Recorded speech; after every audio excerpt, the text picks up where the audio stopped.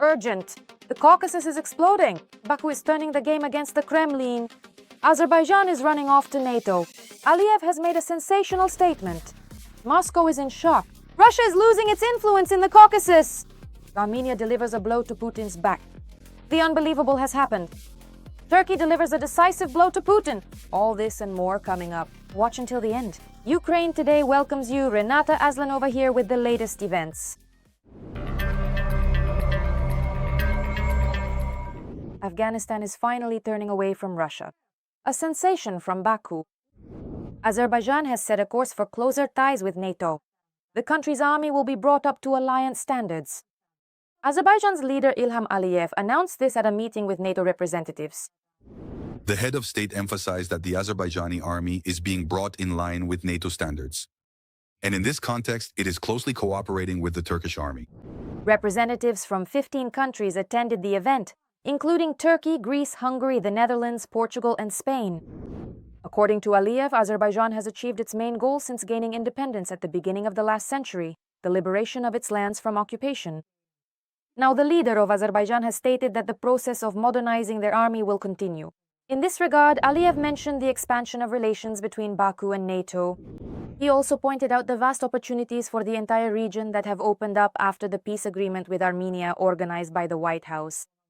And this improvement in relations between Baku and Yerevan has seriously infuriated the Kremlin. Propagandists immediately came out with new statements. Ilham Aliyev, at the celebrations marking the anniversary of the Azerbaijan Academy of Sciences, delivered a keynote speech about the future of Armenia. The great ethnographer and historian is preparing the Armenians for a return to the brotherly Turkic world. Everything will be done gently and with love. This last statement looks especially amusing from our northern latitudes. Any member of the diaspora, when caught off guard, immediately acquires two homelands, one of the first and one of the second freshness. The rhetoric of rapprochement between Baku and the West, while simultaneously distancing from Moscow, had been observed before this as well. For example, Aliyev stated in an interview that in 1920 the Russian Bolshevik army invaded and occupied Azerbaijan. The president of the country also acknowledged that relations between Moscow and Baku have deteriorated. We are not responsible for the deterioration of relations. We respond constructively and lawfully. But we never show any signs or manifestations of aggression or disrespect towards us. And yet another blow to the Kremlin. Azerbaijan has come to Ukraine's defense. Support for the Ukrainian armed forces with weapons and ammunition is becoming a reality. The Kremlin is losing an entire region, and this is only the beginning of a global collapse. All the details are coming up in the report. Azerbaijan may lift the embargo on arms supplies to Ukraine and send its Soviet equipment to the front. And the media has reported that Azerbaijan is launching mass production of artillery ammunition for Ukraine. Azerbaijan has accumulated quite a lot of weaponry, both from the Soviet era and from more recent acquisitions made as the country prepared for the deoccupation of its territory. To say that they have a huge amount of weaponry, especially considering the scale of our front and the way we conduct warfare, would not be accurate. But for Azerbaijan, these numbers are actually quite substantial and impressive. After the Russians shot down an Azerbaijani plane over Grozny and refused to admit responsibility for what they had done, Azerbaijan took up arms. President Aliyev publicly took Ukraine's side and called Russia an occupier.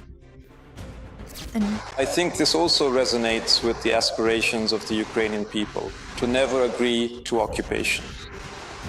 That is the main advice. That's what we did. I think people in Azerbaijan remember very well who brought war to their land. Formerly, yes, it was Armenia, the occupation of Nagorno-Karabakh, but the military, political and financial support came precisely from the Russian Federation. And moreover, who controlled the occupied Nagorno-Karabakh through so-called peacekeepers? Well, the Russians. At the SCO forum in Beijing, Aliyev shook Putin's hand very coldly and demonstratively refused to communicate with him. this was an unprecedented act against our people. We are not responsible for the deterioration of relations. We respond constructively and lawfully, but we will never tolerate any signs or manifestations of aggression or disrespect towards us. Russia did not lag behind either and began to brutally crack down on members of the Azerbaijani diaspora. The security forces even killed 2 people. Some of the victims had broken ribs. There are those who suffered spinal and internal organ injuries. If Azerbaijan had not intervened, the number of victims could have been hundreds of times higher. In Baku, several journalists from a pro-Russian publication were arrested, directly accused of having ties to the FSB and Russian intelligence. They were said to have been conducting agent-based intelligence activities on the territory of Azerbaijan in the interests of the Russian Federation. In other words, this was a kind of asymmetric response. But the real low blow was Azerbaijan and Armenia signing a peace agreement in the United States. They completely ignored Russia as a permanent partner and mediator. Russia's influence in the Caucasus is fading away. Armenia and Azerbaijan pledged to permanently cease hostilities, open up trade, establish transport links, diplomatic relations, and also to respect each other's sovereignty and territorial integrity. The Russian Federation feels its own weakness, feels that it is essentially unable to influence Aliyev or Azerbaijan in any way, and we see that it has started shelling infrastructure, specifically the gas infrastructure used by Azerbaijan already on the territory of Ukraine in the Odessa region. Now Russia has started shelling Azerbaijani oil depots and gas distribution stations in Ukraine. So far, Azerbaijan has been providing Ukraine exclusively with humanitarian aid, but everything could change very quickly. At the moment, we have provided humanitarian and financial assistance totaling 40 million euros. And this assistance is ongoing. It is completely transparent and purely humanitarian in nature. We have implemented several social infrastructure projects in the city of Irpin and will continue to do so. You know that Ukrainian children regularly visit us as guests. We will do everything in our power to help.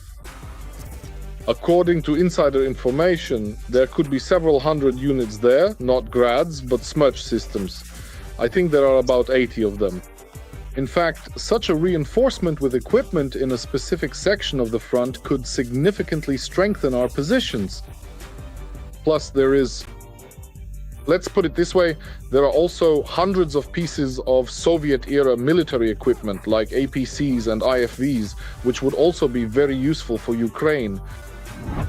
Given the ongoing attempts by the Russians to harm Azerbaijan, Azerbaijani weapons may soon appear on the Ukrainian front lines.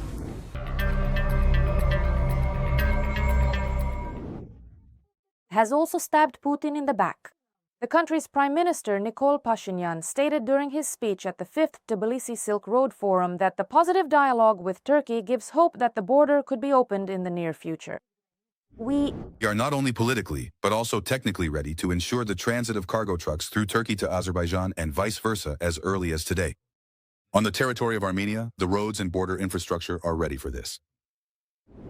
Pashinyan also stated that in the near future, pipelines and power lines will be laid across the territory of Armenia from Azerbaijan-Nakhchivan, as well as between Yerevan, Baku, and Ankara, and that railway and road communications will be established. This major project is important not only from an economic point of view, but also as a step toward peace and stability. One of its outcomes will be the opening of a peaceful route connecting Azerbaijan with Nakhchivan. Moreover, Armenia appears to be setting its course toward the European Union. The end of the dictator's imperial dreams. Where does this drive come from, and how will Russia, which can no longer control the post-Soviet countries, respond to this move? Find out in our report. The Armenian government will pursue a pro-European course despite the fact that certain political forces are insisting on closer ties with Russia.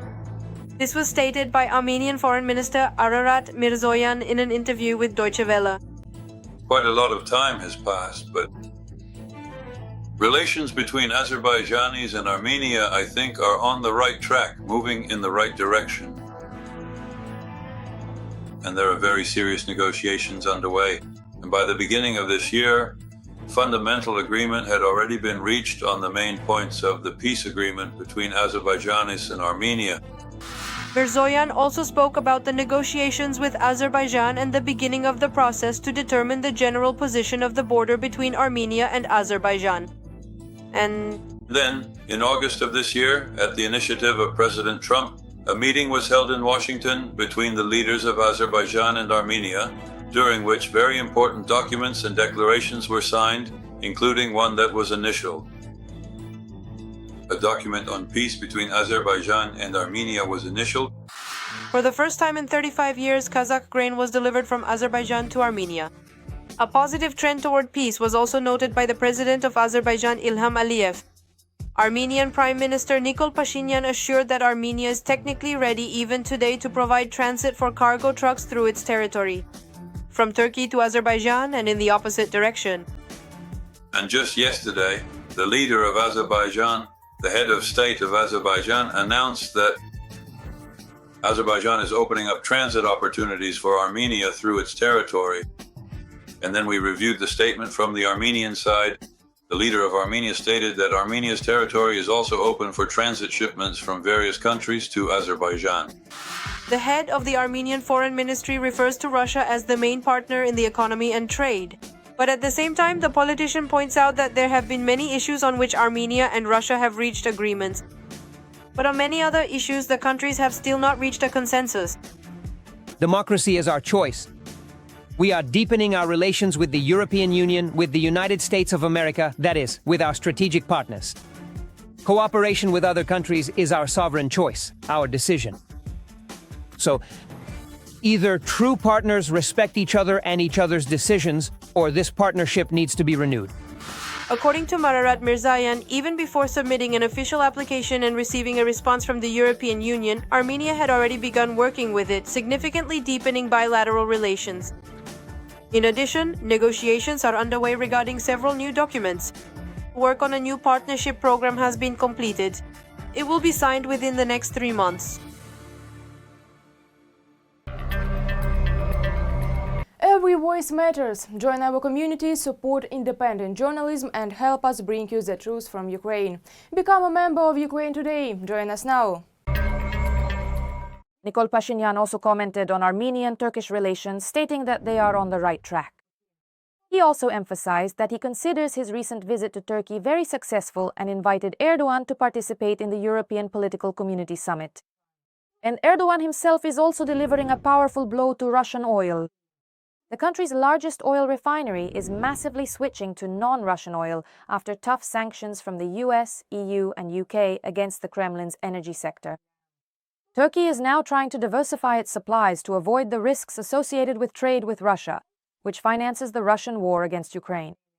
According to Reuters, one of the country's largest oil refineries, Star, owned by an Azerbaijani company, recently purchased 4 batches of crude oil from Iraq, Kazakhstan and other producers.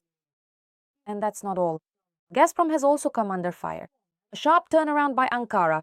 Western media are shocked. Russia may lose its last major European gas market in Turkey. Thus, Ankara could meet more than half of its gas needs by the end of 2028 by ramping up production and increasing imports from the US. Right now, Turkey has several options: domestic production, pipeline gas from Azerbaijan, and an increasing number of LNG terminals.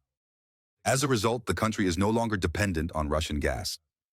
This situation gives Turkey a strong negotiating position, allowing it to push for lower prices on Russian gas, since Russia has no alternative markets for these volumes. Trump is betting on Erdoğan. It is the Turkish leader who could put an end to the war and rein in Putin. Is Erdoğan ready to play big and change the course of history?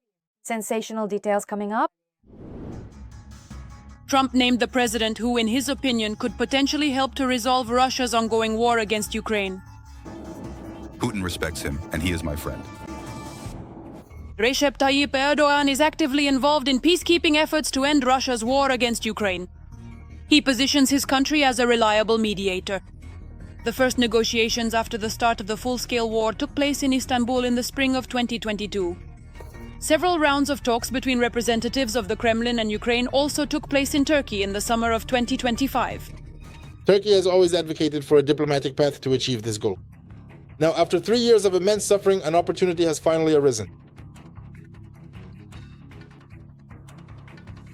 We hope that the negotiations in Istanbul will open a new chapter. Turkish mediation was also crucial in the Black Sea Grain Initiative, the grain corridor which was vital for global food security. The Turkish company Baykar continues to integrate Ukrainian-made engines into its combat drones. At Baykar's plant in Istanbul, Ukrainian engineers are undergoing internships, In the future, they will form a team to work at the facility in Ukraine, which, during its construction, is constantly under attack from Russia. Iron, concrete, and buildings can be restored. What truly matters is our will and our faith in this project. No missile can damage our friendship. Turkey's support for Ukraine is not limited to Bayraktars and mediation. We have demonstrated solidarity with Ukraine in practice by providing concrete assistance in political, economic, humanitarian, and technical spheres. Turkey closed the straits in the Black Sea to Russian warships, which significantly limited the aggressor's capabilities in the southern direction, and provided Ukraine with missiles with a range of 20 to 70 kilometers for destroying ground-moving targets. For 500 days, the Ukrainian people have been defending the territorial integrity of their country. The year 2025 changed a lot in Ankara's relations with Moscow. The Kremlin feels the distancing of its old ally, realizing that Putin has fewer and fewer supporters.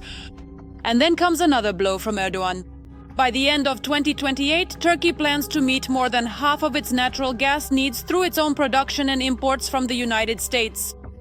The Kremlin understands that this means a loss of revenue for them and a reduction in Russian supplies to the European market. We won't run out of gas. We have more gas than anywhere else in the world. We have it, but do we need it? But it's not just about gas. Turkey has implemented a decision to build 3 different types of warships, which will take the country's navy another step forward. Turkey plans to develop one of the aircraft carriers together with Spain. Its size is comparable to that of American nuclear aircraft carriers. In the summer of 25, Turkey joined the drone coalition led by Latvia and the United Kingdom. Currently, the coalition already includes 20 countries providing military assistance to Ukraine in this area. In 2025, the coalition members pledged to allocate €2.075 billion in support of Ukraine and have already contributed $180 million to the Joint Procurement Fund. Also, just as we declared our rejection of the war 3 years ago when the conflict began, today we are determined to do everything possible to end the war through negotiations. In doing so, we continue our steadfast support for Ukraine's territorial integrity, sovereignty, and independence. Turkey has declared its readiness to participate in the reconstruction of Ukraine. Projects are planned in the fields of energy, energy efficiency, social housing, and water supply. Turkey is interested in ensuring that Ukraine controls the northern coast of the Black Sea and that Russia does not appear there. In addition, Turkey is interested in the reconstruction of Ukraine. It is a huge market. Additionally, Turkey sees an opportunity to intensify the development of its military technical industry, considering that it can receive extra resources from selling its weapons. All of this together creates a solid foundation for being interested in this process. Turkey, as a NATO country, was ready to send its troops to Ukraine to guarantee the implementation of peace agreements. Naturally, this initiative was condemned in the Kremlin.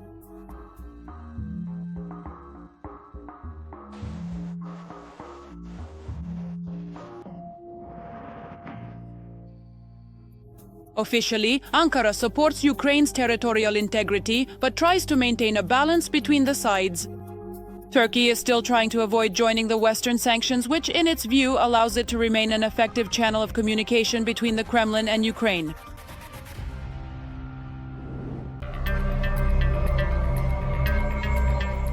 And what do you think about the latest events? Share your opinion in the comments, like the video, and stay up to date with the main news. There's more to come.